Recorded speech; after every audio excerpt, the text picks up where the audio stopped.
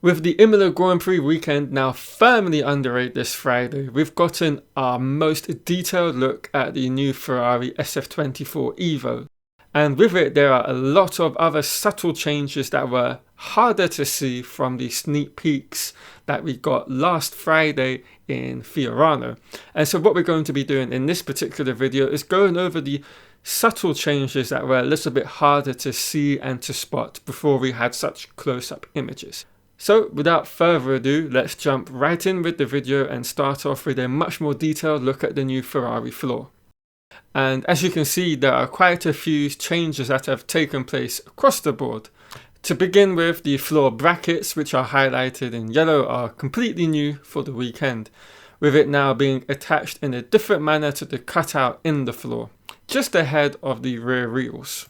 And this shot provides us with a much better angle and view of the changes that they've made, with the floor cutout now much more sculpted and curved in comparison to the launch spec, and it's almost somewhat of a tunnel now.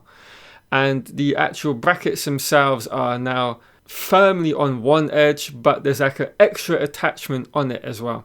And the cutout is being raised, which enables that kind of tunnel, that kind of vacuum from which the air will travel through and down under the floor.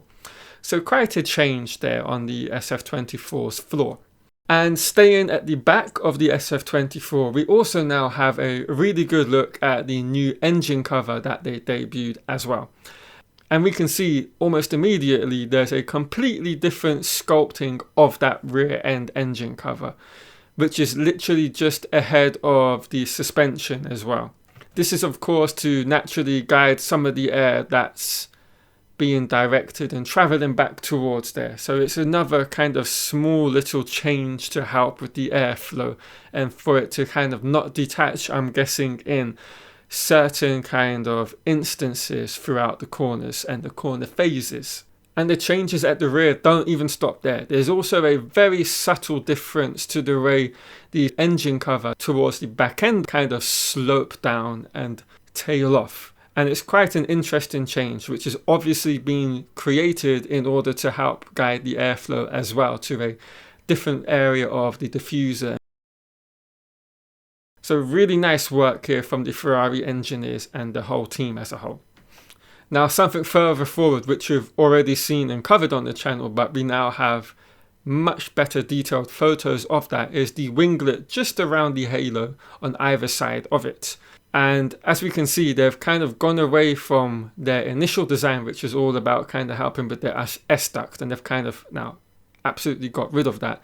And we have this kind of little winglet, which is obviously being used to guide the airflow and for it to kind of not stall and to just make sure the airflow doesn't kind of interrupt any of the other kind of airflows that are going on towards the rear end. Because of course, as we all know, on a Formula 1 car, it's just not one particular structure of air going all through the car. There's many of them, because obviously we have the outwash from the front wing, which they're generating to a very small degree. We also have the Venturi tunnel entrances, the kind of ramp at the front of the floor as well, and obviously how the floor edges help to guide and to accelerate the flow of the air as it's going through the car.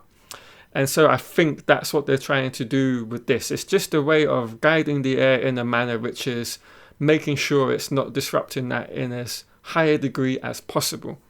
And we also got a look at the Venturi tunnel openings as well. Now this is something I covered in a previous video where I was a little bit pondering whether they had made any changes to them, particularly as there was such a substantial overhaul of the car, and we didn't really get a good glimpse of that during the Fiorano test. And now that we've had such much more detailed shots from the pit lane, it's very clear to see that they've made absolutely no changes from what I can see to that area.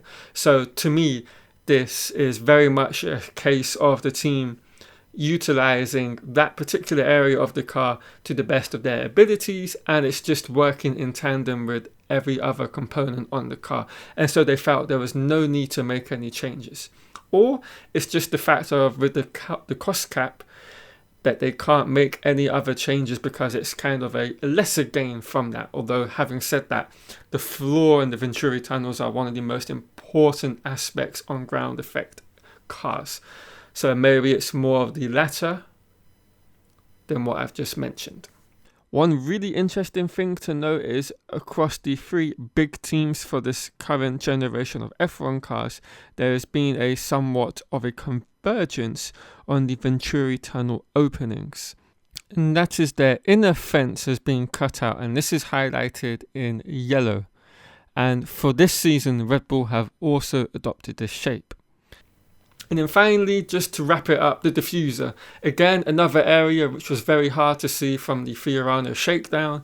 There was no images of that, but now we have one on the screen, as you can see. And again, there is no changes to the diffuser that I can see. If any of you do see any changes, do point them out to me, but I'm 100% certain that the diffuser has not seen an alteration from the Fiorano shakedown. And of course, we have the diffuser, which has also undergone slight modifications in order for it to work a lot more efficiently with the rest of the upgrades upstream. They've updated the channel profile and outboard diffuser expansion, which has been optimized and offers a load increase in return. Now, from the images I've seen, I can't see any visible changes, but of course, if the team states it, they are there. But looking from previous races to this race, the changes look very minimal to the eye.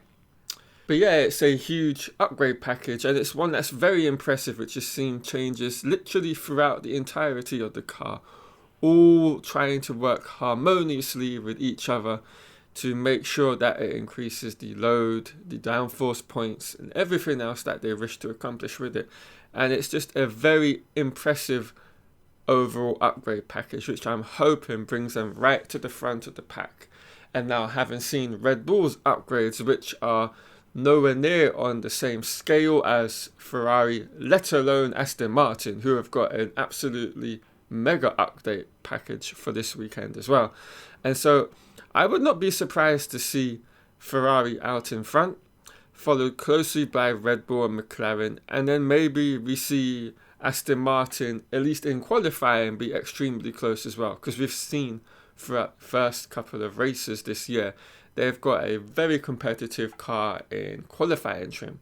So it's going to be a very interesting weekend to see what happens, what unfolds throughout all the practice sessions, and to see if we can see any trends where each of the cars have their strengths on the track and where they have their slight weaknesses. And it's going to be an interesting playoff between these sorts of variables that we will see. Right, thank you all for watching the video. If you've liked it, leave a thumbs up on the video, comment anything you wish to, and I will catch you all in another Formula 1 video.